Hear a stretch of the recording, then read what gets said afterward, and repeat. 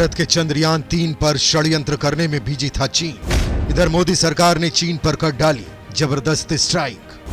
भारत ने चीन पर ठोका ऐसा बैन, चीन भागा WTO के तरफ। मोदी के एक फैसले से चीन के $20 बिलियन बर्बाद।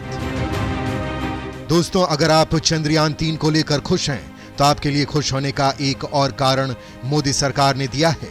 दरअसल भारत लगातार स्पेस के प्रोजेक्ट लॉन्च कर रहा है और लगातार भारत स्पेस के गूढ़ रहस्यों को बाहर लेकर आ रहा है।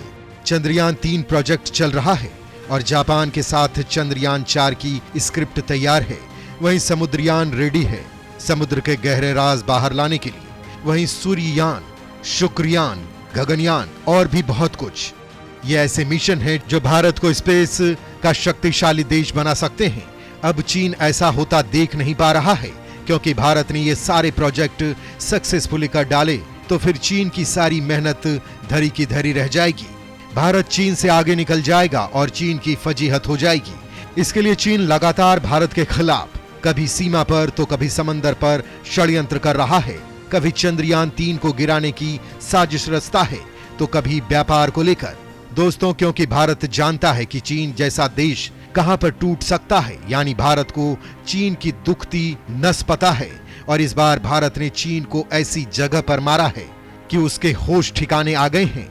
यूं मानकर चलिए कि दुनिया जहां भारत के चंद्रयान 3 को ट्रैक करने में बिजी थी, इधर भारत ने चीन पर एक जोरदार स्ट्राइक कर डाली है, जिससे चीन का पूरे $20 बिलियन का नुकसान हुआ है। वहीं इससे भी ज्यादा का फायदा खुद भारत को हुआ है। अब ऐसा क्या किया है भारत और कैसे किया है, आइए ये सारी बातें जानते हैं। भारत ने चीन को दे डाला सबसे बड़ा झटका। भारत में चीन हुआ बैन, WTO भागने वाला है चीन। दोस्तों, भारत सरकार ने चीन की इंडस्ट्री पर अब तक की सबसे बड़ी स्ट्राइक अंजाम दे दी है और ये चीन के लिए सबसे ज्यादा पेनफुल, सबसे ज्यादा दर्दनाक साबित होगी। और इसी वजह से ये भी कहा जा रहा है कि चीन इस हमले को सहन नहीं कर पाएगा और इसलिए वो भारत के खिलाफ कुछ ना कुछ गड़बड़ भी कर सकता है। सबसे पहले इस पूरे मामले को समझते हैं। दरअसल सरकार से सवाल पूछा जाता है कि सरकार कहती जरूर है कि हम चीन के साथ व्यापार कम कर रहे हैं, चीन पर जो हमारी निर्भरता है उसे खत्म कर रहे हैं, लेकिन उसके बावजूद भी हम चीन से भारी मात्रा में अलग अलग प्रकार के सामान इंपोर्ट करते हैं, जिससे कि चीन को मोटा मुनाफा होता है। हालांकि हमने कम जरूर किया है, लेकिन उतना कम नहीं किया जितना कि हम बातें करते हैं। तो दोस्तों, ये बात सही जरूर है, लेकिन इसके पीछे कारण यह नहीं है कि भारत सरकार कोई एक्शन नहीं ले रही है। इसके पीछे कारण है चाइना की फ्लेक्सिबल एक्सपोर्ट नीति। वो कैसे? दरअसल 2020 में जब हमने ये तय किया कि हम चीन पर अपनी डिपेंडेंसी कम करेंगे और उससे जो इंपोर्ट करते हैं उसे खत्म कर ही देंगे, तो उसके बाद भारत सरकार ने उन सभी प्रोडक्ट को टारगेट करना शुरू कर दिया जो चीन भारत में बेचता था। और इसमें सबसे बड़ा प्रोडक्ट हुआ करता था चाइनीज स्मार्टफोन। आप सभी जानते हैं कि उस समय चीन से स्मार्टफोन बनकर भारत आता था और भारत में उन्हें चीनी कंपनियां बेचती थी, जिससे उन्हें $multi-billion का मुनाफा हुआ करता था। उसके बाद भारत से पैसा कमाकर चीनी कंपनियां वापस अपने देश ले जाया करती थी। एक बार तो हालात ये हो गई थी कि भारत चीन का व्यापार $100 बिलियन को भी पार कर गया था और उसमें भारत मात्र 10 से 15% एक्सपोर्ट किया करता था चीन को, और उसके बदले में चीन 80 से 85% सामान भारत में बेचा करता था। इसलिए भारत सरकार ने टारगेट किया चाइनीज स्मार्टफोन कंपनी को। अब पिछले 3 साल में आपने देखा भी होगा कि या तो ज्यादातर चाइनीज कंपनियां बंद हो चुकी हैं या फिर वो भारत में ही मैन्युफैक्चरिंग करती हैं। सवाल ये उठता है कि जब भारत ने सबसे बड़े सेक्टर को टारगेट किया है तो उसके बावजूद जो इंपोर्ट है वो खत्म होने का नाम ही नहीं ले रहा है।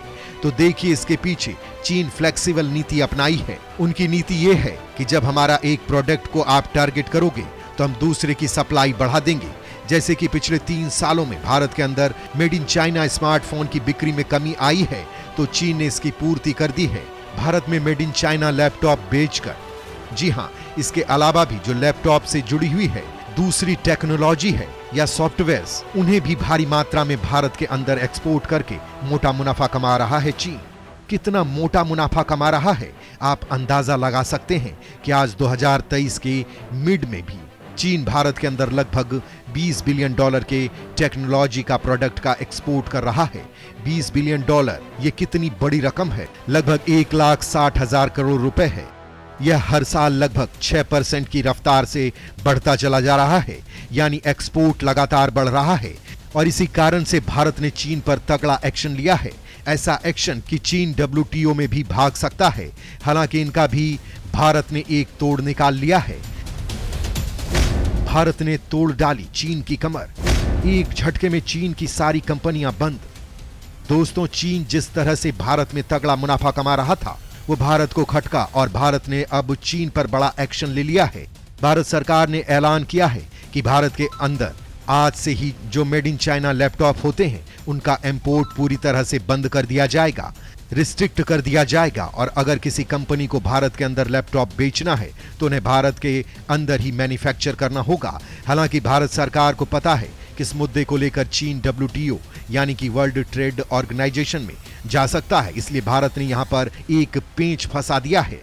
पेंच ये है कि हमने बैन शब्द का इस्तेमाल नहीं किया है कि हमने चीनी लैपटॉप को बैन कर दिया है। हमने कहा है कि रिस्ट्रिक्ट किया गया है। इसका मतलब ये कि अगर किसी को भारत में चीन जैसी किसी कंपनी को लैपटॉप इंपोर्ट करवानी है तो भारत सरकार से एक लाइसेंस लेना होगा, तभी वह इंपोर्ट करवा सकता है। जानकारी के मुताबिक अगर कोई कंपनी उन सामानों को आयात करना चाहती है तो उसके लिए भारत सरकार से स्पेशल परमिशन लेना होगा और इससे संबंधित सारी जानकारी को देनी होगी।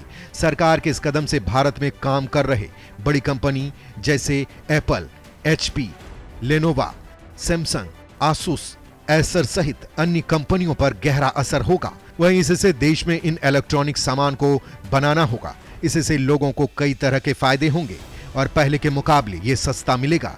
सरकार के इस फैसले से घरेलू कंपनियों को फायदा होगा और मेक इन इंडिया कार्यक्रम को इससे बढ़ावा मिलेगा। लैपटॉप, टैबलेट और PC का इंपोर्ट मार्केट में फिर कुछ सालों में तेजी से बढ़ रहा था। इससे चीन से आयात होने वाले सामान का प्रतिशत सबसे ज्यादा था। सरकार के इस कदम से लोगों को सस्ते में अब ये इलेक्ट्रॉनिक सामान मिलेंगे। दरअसल विदेश से लाने पर इन उपकरणों पर इंपोर्ट ड्यूटी लग जाती थी, जिसकी वजह से ये महंगा हो जाता था। लेकिन जब ये भारत में बनेंगे तो ये पहले की अपेक्षा सस्ता होगा और इसका फायदा लोगों को होगा। हालांकि अब आप कमेंट करके बताइए कि भारत सरकार के इस एक्शन पर आपका क्या मानना है। कमेंट करके जरूर बताइएगा।